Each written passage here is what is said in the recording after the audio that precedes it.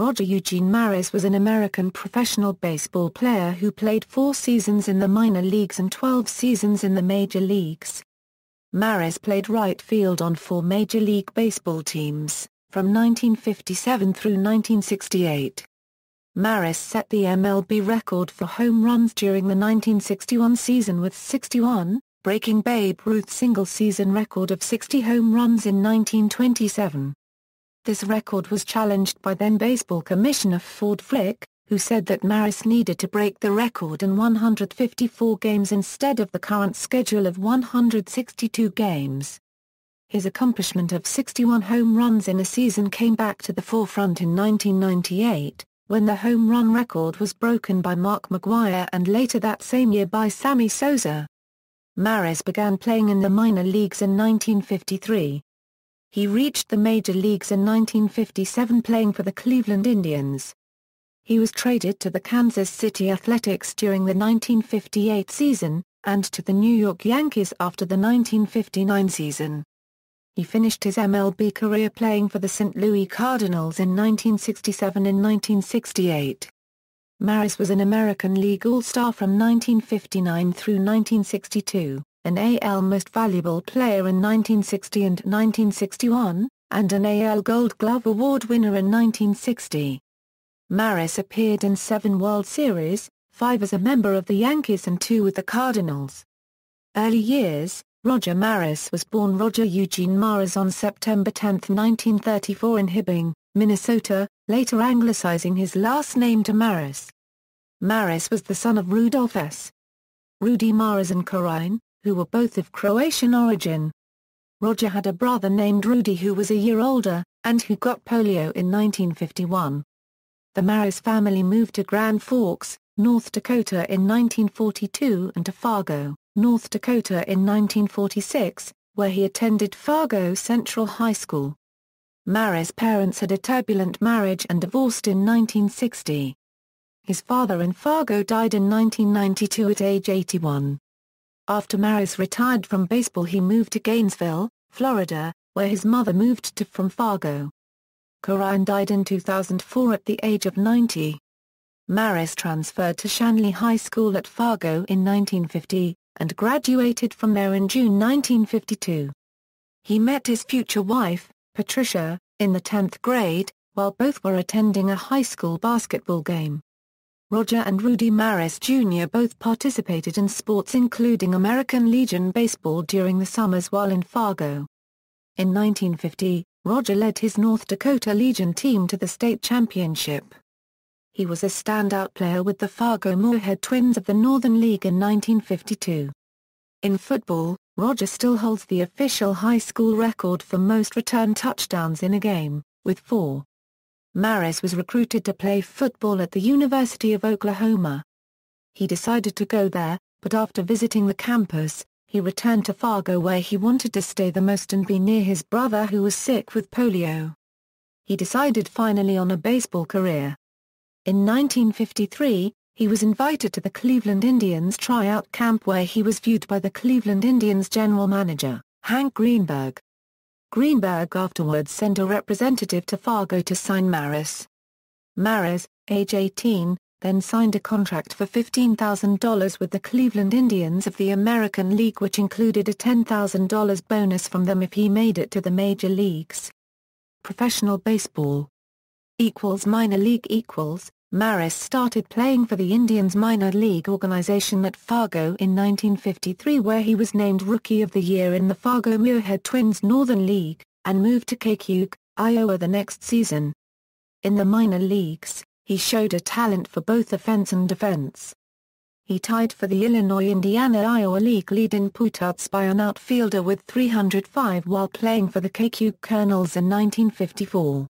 Meanwhile, in 4 minor league seasons from 1953 to 1956, Maris hit .303 with 78 home runs. In Game 2 of the 1956 Junior World Series, Maris would set a record by getting 7 runs batted in. With the 5 teams that Maris played for in the minors, the club's won-loss records would improve from the previous season, a clear indication of Maris' talent and value. Major League Cleveland Indians, Maris made his major league debut on April 16, 1957 with the Cleveland Indians. 2 days later, he hit the first home run of his career, a grand slam off Tigers pitcher Jack Crimean at Briggs Stadium in Detroit. He finished his rookie season with 14 home runs. In 1958, after playing in 51 games and hitting 9 home runs, he was traded to the Kansas City Athletics. Kansas City Athletics. Maris was traded to the Kansas City Athletics with Dick Tomane and Preston Ward for Vic Power and Woody Held. He played in 99 games and hit 19 home runs. In 1959, he hit 16 home runs and represented the A's in the 1959 All-Star Game in spite of missing 45 games due to an appendix operation. In the late 1950s, Kansas City frequently traded their best young players to the New York Yankees, a practice which led them to be referred to as the Yankees Major League Farm Team, and Maris was no exception.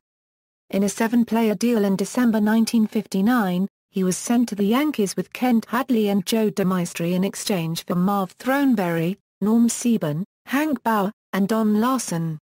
New York Yankees. Maris hit a single, double, and 2 home runs in his first game as a Yankee outfielder in 1960. In his first season with the Yankees, he led the American League in slugging percentage, runs batted in, and extra base hits. He hit 39 home runs, 1 home run behind teammate Mickey Mantle. He won the American League's Most Valuable Player award and was recognized as an outstanding defensive outfielder with a Gold Glove award. He was named to the American League All-Star roster and finished the 1960 season with a .283 batting average. The Yankees won the American League pennant, the first of 5 consecutive pennants, but lost a 7-game World Series to the Pittsburgh Pirates, culminating in Bill Mazeroski's dramatic walk-off home run. 1961. In 1961, the American League expanded from 8 to 10 teams. In the expansion draft, the newly created Los Angeles Angels and Washington Senators were restricted to drafting players from AL rosters. The perceived result was that American League team rosters had become watered down as players who would otherwise have been playing at AAA if not lower were now in the AL. The Yankees, however, were left mainly intact. In order to maintain a balanced schedule, AL owners extended the season from 154 games to 162 games. On January 23, 1961, an Associated Press reporter asked Maris whether the schedule changes might threaten Babe Ruth's single-season home run record. Maris replied, "Nobody will touch it. Look up the records and you'll see that it's a rare year when anybody hits 50 homers, let alone 60. Yankee home runs began to come at a record pace. One famous photograph lined up 6 1961 Yankees, including Mantle, Maris, Yogi Berra, and Bill Skowron, under the nickname Murderers Row, because they hit a combined 165 home runs the previous season. As mid-season approached, it seemed quite possible that either Maris or Mantle, or perhaps both, would break Ruth's 34-year-old home run record. Unlike the home run race of 1998, where both Mark McGwire and Sammy Sosa were given extensive positive media coverage in their pursuit of Maris' record, sports writers in 1961 began to play the M&M Boys against each other, inventing a rivalry where none existed, as Yogi Berra has told multiple interviewers. 5 years earlier, in 1956, the New York press had been protective of Ruth when Mantle challenged Ruth's record for most of the season. When Mantle fell short, finishing with 52, there seemed to be a collective sigh of relief from the New York traditionalists. The New York press had not been kind to Mantle in his early years with the team. He struck out frequently, was injury-prone, was a true hick from Oklahoma, and was perceived as being distinctly inferior to his predecessor in center field, Joe DiMaggio. Mantle, however, over the course of time, had gotten better at schmoozing with the New York media, and consequently gained the favor of the press. This was a talent that Maris, a blunt-spoken upper Midwesterner, never attempted to cultivate. Maris was perceived as surly during his time on the Yankees. More and more, the Yankees became Mickey Mantle's team, and Maris was ostracized as an outsider, and not a true Yankee. The press at that time seemed to be rooting for Mantle and belittling Maris. Mantle, however, was felled by a hip infection causing hospitalization late in the season, leaving Maris as the single remaining player with the opportunity to break Ruth's home run record. On top of his lack of popular press coverage, Maris' chase for 61 homers hit another roadblock totally out of his control. Along with adding 2 teams to the league, Major League Baseball had added 8 more games to the schedule. In the middle of the season, Baseball Commissioner Ford Frick announced that unless Ruth's record was broken in the first 154 games of the season, the new record would be shown in the record books as having been set in 162 games, while the previous record set in 154 games would also be shown. It is an urban legend that an asterisk would be used to distinguish the new record, sparked by a question given to Commissioner Frick from New York sports writer Dick Young. Nash and Zulo argued in the Baseball Hall of Shame that Frick made the ruling because the former newspaper reporter had been a close friend of Ruth's.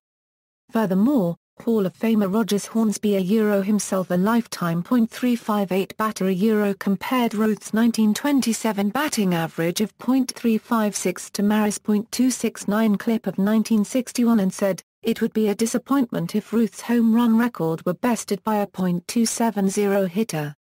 Maris downplayed the challenge, saying, "I am not trying to be Babe Ruth.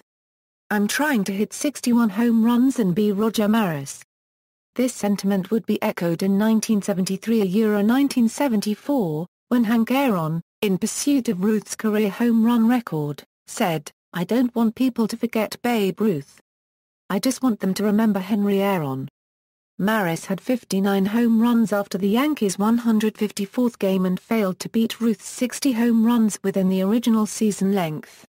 Maris hit his 61st home run on October 1, 1961, in the 4th inning of the last game of the season, at Yankee Stadium in front of 23,154 fans.